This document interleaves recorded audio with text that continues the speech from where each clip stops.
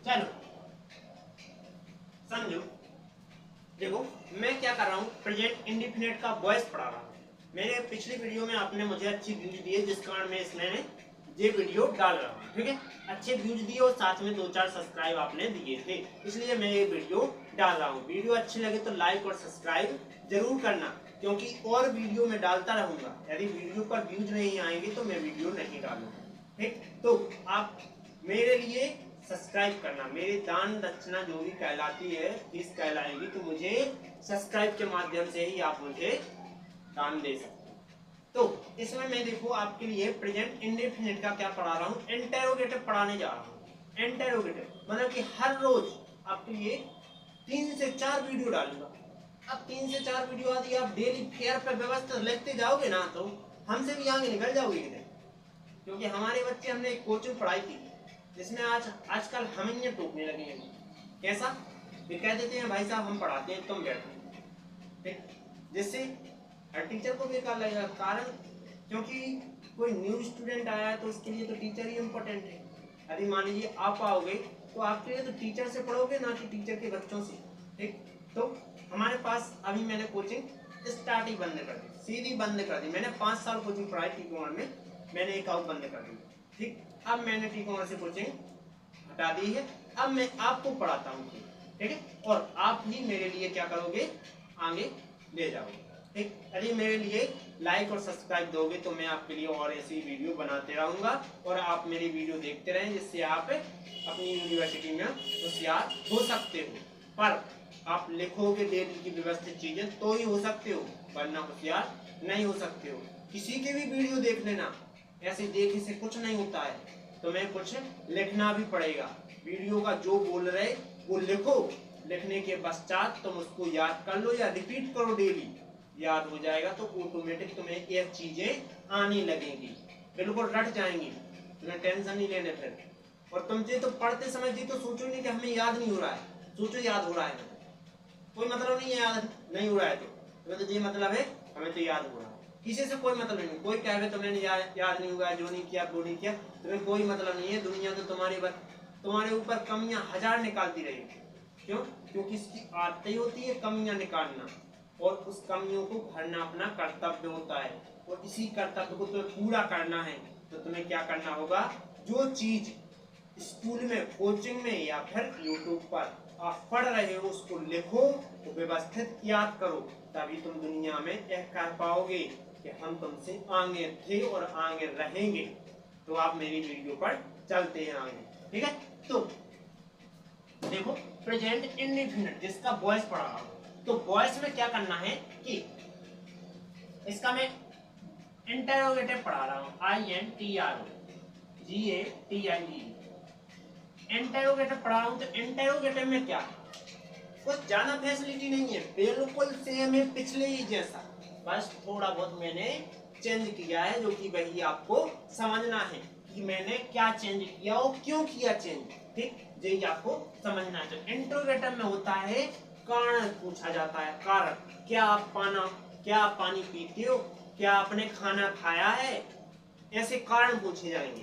तो आपको क्या लगता है, हाँ या ना में जवाब देना, ना, तुम्हें इंग्लिश में ही उससे ट्रांसलेट करना है, ठीक है। तो अब वॉइस में आ जाए कि क्या कुर्सी मेरे द्वारा तोड़ी जाती है। तो अब इसको आपके लिए इंग्लिश में बनाना है, तो हम इसको यहाँ बगल में लिख लेते हैं आपके लिए, ठीक। क्या कुर्सी आपके द्वारा तोड़ी जाती है। और हाँ, मैं हर एक वीडियो प्लेलिस्ट में सेव करता हूँ, आप चाहो तो प्लेलिस्ट में क्रम अनुसार वीडियो है, आप क्रम अनुसार देख सकते हो, ठीक है। तो क्या कुर्सी आपके द्वारा तोड़ी जाती है, तो जी मैंने वाक्य लिख लिया। आप समझो तुम कि प्रेजेंट इंडेफिनिट को पहचानने का तरीका क्या होता है। पहचानने का तरीका होता है, पहले नंबर पहचान। पहचान क्या है, देखो यहाँ बताया हमने, जाता है, जाती है, जाते हैं आदि शब्द वाक्य के अंत में आते हैं। जो शब्द हैं वो क्या करेंगे, वाक्य के अंत में आएंगे, और वाक्य के अंत में आएंगे। वाक्य का अंत कहाँ होता है, जी होता है इसमें अंत में। जाता है, जाती है, जाते हैं, 3 शब्द में से कहीं ना कहीं एक शब्द टकरा ही जाएगा। जो कि अपन क्लास जाती है मिल रहा है। इसके बाद तो समझ जाएंगे क्या है ये प्रेजेंट इंडेफिनिटों का वॉइस है। और आगे मान लीजिए क्या लग गया तो अपन समझाएंगे किसका क्या है, इंटेरोगेटिव। क्या है, इसी का इंटेरोगेटिव है। अब इसके बाद सहायक क्रिया क्या होती है, सहायक क्रिया एज-एम-आर। ठीक, मतलब इसमें सहायक क्रिया एज-एम-आर लगती है, जो कि क्या है, यदि कर्म एक वचन रहा तो तुम्हें किसका ही प्रयोग करना है, एज का प्रयोग करना है। और मान लीजिए कर्म बहुवचन रहा तो क्या करोगे, कर्म बहुवचन रहे तो तुम्हारे लिए एम और आर का प्रयोग बेझिझक करना है। ठीक है, बेसिकली एम का बहुत कम होता है पर आर का हर जगह होता है। बहुवचन आ गया तो आर का ही प्रयोग करना। ठीक, तो इसमें अब क्या आ जाएगा कि समझो क्रिया की क्या होती है, हमेशा पैसिव वॉइस पढ़ो तो समझ लेना थर्ड फॉर्म ही लगाना है। वर्ब कोनो भी हो, वर्ब कोनो हो, तुम्हारी वॉइस अनमोल वॉइस में कोनो भी वर्ब हो तुम्हें हमेशा थर्ड फॉर्म ही लगाना है। थर्ड फॉर्म ही लगाना है, सेकंड या फर्स्ट को तो देखना ही नहीं है। तुम्हें किसी ने फर्स्ट फॉर्म देख के दे दी तो तुरंत कह देना गलत है। ठीक है, तो इसमें अपन को वॉइस में थर्ड फॉर्म का यूज करना है। समझो, तो इसमें इस वाक्य में कर्ता के कर्म रूप में लिखा जाता है, मतलब जो कर्ता होता है उसको क्या किया जाता है, कर्म रूप में लिखा जाता है। कर्म रूप में कैसे, और साथ ही कर्ता को कर्म रूप में भी लिखा जाता है। और लिखने से पहले इसमें बाई यानी के द्वारा शब्द का प्रयोग किया। अब इसमें तुम्हें ये समझ में आ रहा होगा कि यदि अपन कर्ता होगा तो कर्ता को कर्म रूप में लिखेंगे। जैसे यहाँ कर्ता आपकी था तो आपका कर्म रूप में यू होता है, यू यानी आपके या तुम। ठीक, तो यहाँ आपके को क्या कर दिया है, कर्म रूप में लिख दिया गया। तो इसमें यहाँ लिखने से पहले के द्वारा का रूप में यूज करना है। तो कर्म का वो कर्ता से कर्म के रूप में लिखने से पहले तुम्हें बाई भी लगाना है। अब इसमें देखो कर्ता का कर्म रूप मैंने जे लिखे हुए हैं, देख रहे होंगे। अब देख रहे होंगे तो हम क्या करते हैं, इसी का स्ट्रक्चर और लिख लेते हैं। तो स्ट्रक्चर क्या होगा, चलो स्ट्रक्चर हम लिख देते हैं, STRUCTURE। स्ट्रक्चर क्या होता है, स्ट्रक्चर होता है अपना, देखो पहले सबसे पहले तुम्हें क्या के लिए क्या लिखना होगा, एज एम आर, मतलब सहायक क्रिया पहले आएगी, एज एम या आर प्लस फिर क्या करेंगे अपन, इसमें ऑब्जेक्ट है तो ऑब्जेक्ट लिखेंगे, मतलब कि कार्य प्लस फिर क्या लिखते हैं आप, सहायक क्रिया तो होगी। तो पहले पिछली बार आती थी यहाँ सहायक क्रिया, पर अब यहाँ सहायक क्रिया तो यहाँ आ गई तो क्या करेंगे, वर्ब लिखेंगे। वर्ब जो कि क्या रूप में आएगी, थर्ड रूप में आएगी। इसके बाद प्लस वर्ब हो गया। अब क्या रह गया, अब तो हमारे अनुसार अदर वर्ड रह गया, तो अदर वर्ड, तो OTHER other, WORD other word, plus में बाई लगा के क्या करेंगे, सब्जेक्ट लिख देंगे। सब्जेक्ट यानी क्या होता है, कर्ता।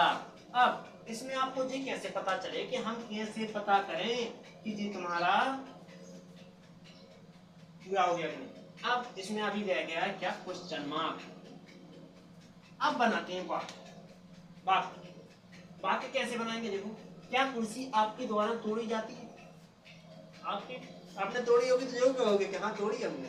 ठीक, नहीं तोड़ी होगी तो क्या से, और यस और नो में आंसर जरूर देना। ठीक, तो अपन वाक्य बना दिए सीखे इंग्लिश में क्या कहेंगे, क्या कुर्सी आपके द्वारा तोड़ी गई या तोड़ी जाती है, तो कैसे बनाओगे इंग्लिश में। इंग्लिश में बनाने के लिए क्या करोगे, कुर्सी देखोगे, कुर्सी क्या है, एक वचन है एक बहुवचन है। यदि एक वचन कर्म के रूप में रहा तो अपन क्या करेंगे, एज एम आर लगाएंगे, एज लगाएंगे। और बहुवचन कर्म के रूप में रहा तो आई एम या आर। ठीक, दो में से एक का प्रयोग करेंगे। लेकिन कुर्सी तो एक ही तोड़ी हुई थी, अपन 4-5 तोड़ नहीं सकता, इतनी ताकत थोड़ी रखा था। तो कुर्सी एक है इसलिए क्या करेंगे, एज का प्रयोग करेंगे। चेयर, कुर्सी मेरे पास एक थी जो कि मैंने तोड़ दी, जो कि क्या लगाया, एज लगा दिया। इसके बाद तोड़ना, प्लग, PLUCKED प्लग यानी तोड़ी। इसके बाद बाई यानी के द्वारा, उसके तो यू। उम्मीद है ना तो समझ में आ गया होगा। अब अपन नेक्स्ट वीडियो की ओर चलते हैं। यदि वीडियो अच्छी लगी तो थोड़ी सी भी अच्छी लगे तो लाइक सब्सक्राइब कर देना। और यदि मान लीजिए आपको ये बुरी लग रही है वीडियो तो कमेंट में जरूर लिख देना कि बैड है आपकी वीडियो। ठीक, चलो चलते हैं अगली वीडियो की ओर।